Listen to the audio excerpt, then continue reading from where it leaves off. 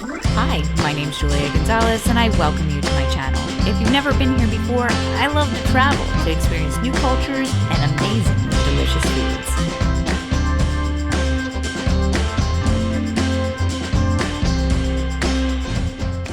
This week I'll share with you how to spend a day in Buenos Aires. I'll share with you some of my favorite spots, including our traditional Argentinian food stop, some amazing sights, a hidden secret, and where to go for a gorgeous view for dinner.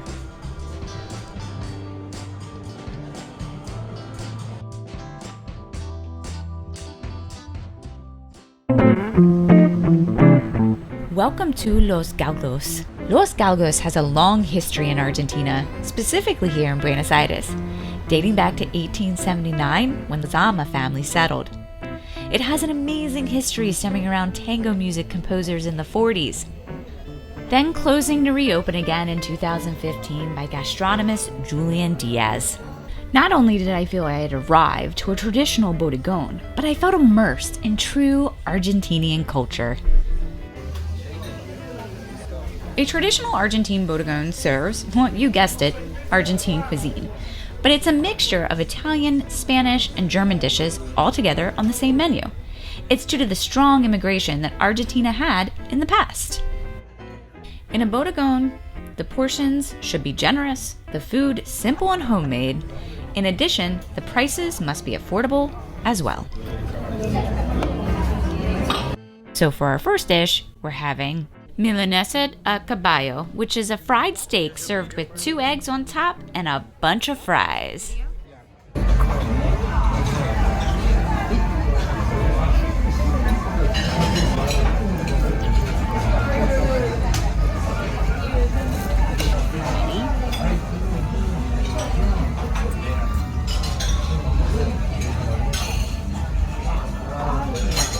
It's fried steak. And the egg just makes it nice and moist. The perfect comfort food. I won't make you suffer through my bad Spanish again on this one. This was scrambled eggs with ham and then a small potato chip on the side. The egg isn't overly done, so it's it's just perfect.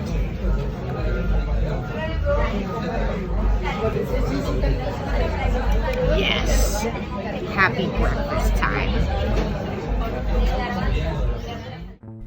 Wow, now I know what I've been missing all my life. Los Gallos, you are delicious.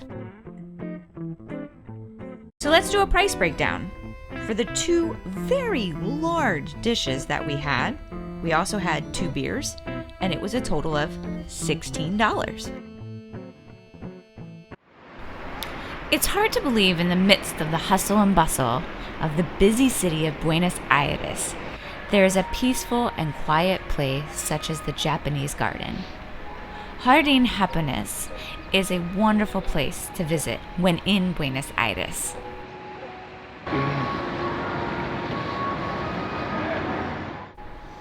The Japanese Garden was inaugurated on May 17, 1967.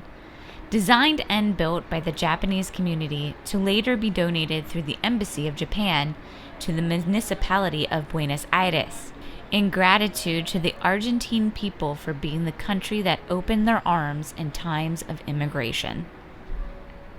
As the years passed, the garden grew in admiration and prestige, to the point of being considered a little Japan in Argentina, and a lung of harmony and tranquility in the middle of the big city, being one of the places most chosen by the travelers from all over the world in search of Japanese culture and inner peace.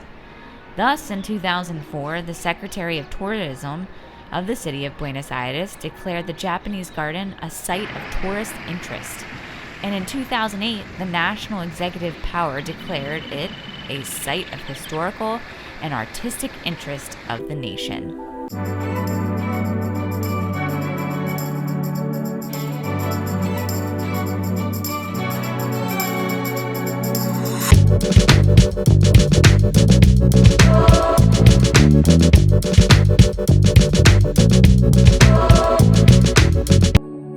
Well, it's such a peaceful place to be, but you can hear the city all around you. So it's a mix, but it's beautiful. It's like very serene, very peaceful. Oh, there's a huge fish over there underneath the bridge. The Japanese gardens are a very popular place to be. If you don't like crowds, I would suggest getting there first thing in the morning.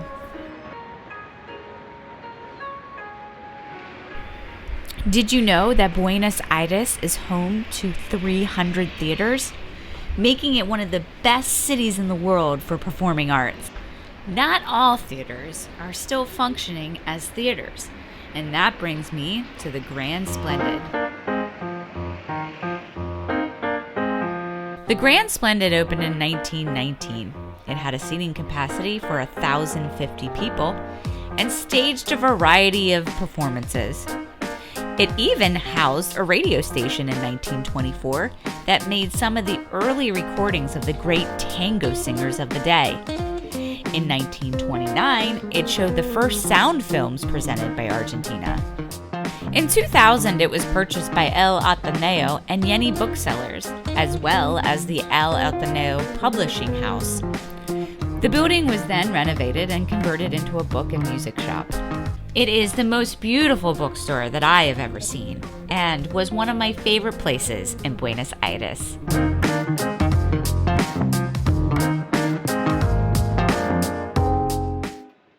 So here is my favorite flower shop in Buenos Aires. Just kidding. It's just a front. That's right. Floria Atlantico is ranked number 5 out of the 50 best bars in the world. So let me show you how to find the bar.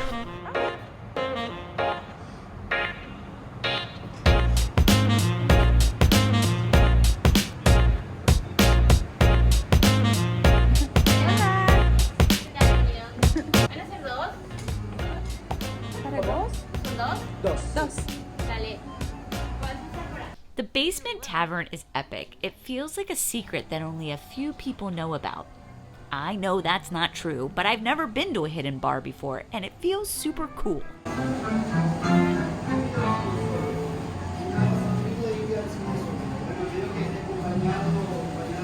I'm actually surprised I didn't think of this myself. A flower shop and a bar. I mean, it's my 2 favorite things. It's a fancy drink. It's so fancy. So we enjoyed some fancy cocktails and some appetizers. Are you ready? Cheers. You like it? Yeah. Shrimp and crab empanada. Look how big this is. I had to use both hands.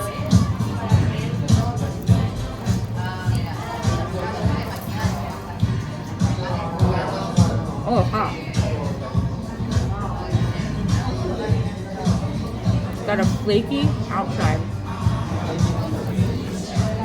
warm and gooey inside.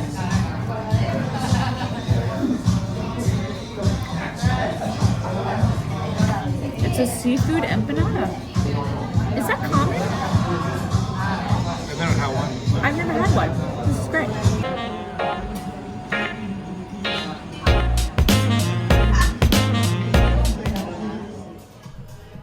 Last but not least, if you're looking for a romantic way to end the day in Buenos Aires, I have the view for you.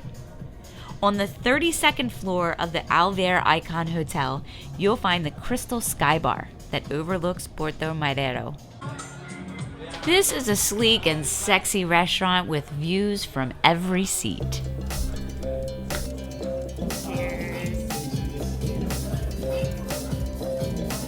And I'm gonna end this day with some lovely sushi.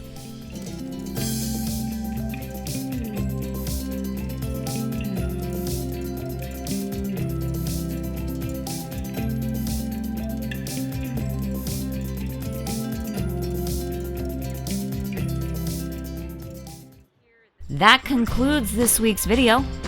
I hope it brought you good information if you're planning a trip to Buenos Aires. If you haven't already, please consider subscribing to my channel. I'll bring you more travel videos. I'm also on Instagram at Julia Gonzales Travels. And until next time, get out. There's a whole world you deserve to see.